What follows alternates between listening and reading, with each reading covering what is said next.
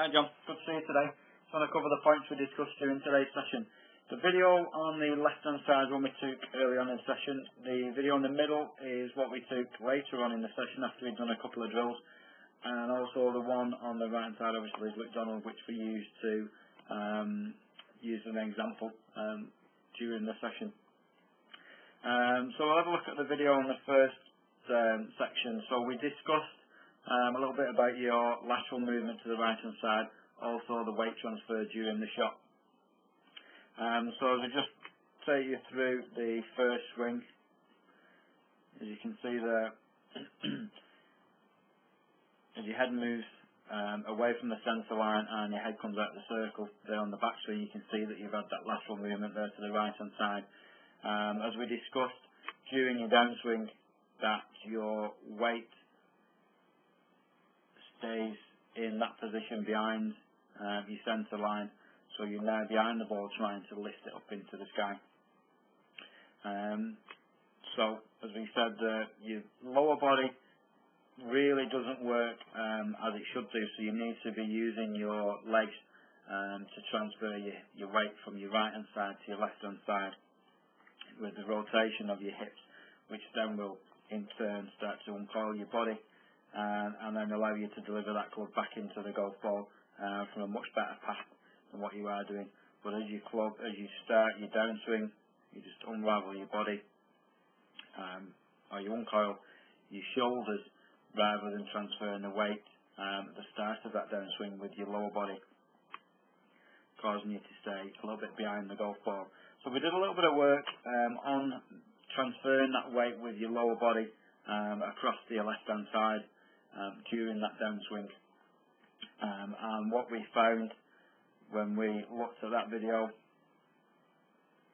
again, as we take you to the top of your backswing, still got that movement and that lateral movement to the right hand side there, your head still coming out of the circle and your upper body and your upper centre is still moving to the right of that line.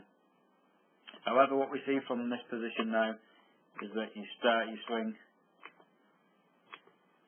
a little bit more with your lower body. You see your hips now moving to the left hand side. Again, not quite drifting as far as we'd like them,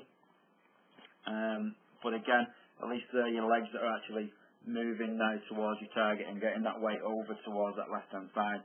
Again, just because we've had that lateral movement to the right hand side, it's just left your upper body, your upper centre and your head behind the golf ball and behind the swing centre. Again, giving you the feeling that you're trying to lift that golf ball up in the sky. So we did discuss about trying to stay a little bit more centred on the backswing, trying to eliminate that lateral movement to the right hand side. And again, with the same leg action on the downswing, you would actually transfer your weight completely over to the left hand side. As we did mention, we're trying to get your hips more to this sort of position there, beyond where they started, not actually back where they originally started the swing. So we're looking to transfer that weight a good few inches past where your swing starts, which in turn will bring your upper centre in front of the centre line, allowing you to strike down into that golf ball consistently. And also, as we discussed, the rotation of the weight transfer, combined with the rotation of your body, will allow your swing path to come more from the inside rather than your hands and the club getting out in front of you. So we did a little bit of a comparison there with McDonald. So we explained again, as he made his backswing there and he stayed pretty much centred during the backswing, so his head stays in the circle and his upper body there and his upper centre stays on that centre line, so he's staying more over the top of that golf ball. And then as he starts his downswing, a very simple movement with his lower body and his lower half working left towards his target, transferring all that weight onto his left hand side there, and you can see how much his hips actually do move past the original starting position, which in turn puts the centre of his chest in front of his swing centre line, allowing him to strike down into that golf ball itself, and that's creating his power and his consistency. Like I say, there are other things that we need to work on during your swing, but I think this is one of the most important bits. So we gave you a few drills to work on. One of the ones were to try and stay a little bit more centred during the swing, so what we asked you to do for that was to set yourself up against the wall, put your head on the wall. Because your head's fixed on the wall, it can't move laterally. So there you're concentrating more on the weight shift with your legs and your hips, by staying more centred during the golf swing, again just creating those feelings. And also we had a few obstacles around, place the basket on the inside of your follow through and a basket on the outside of your backswing.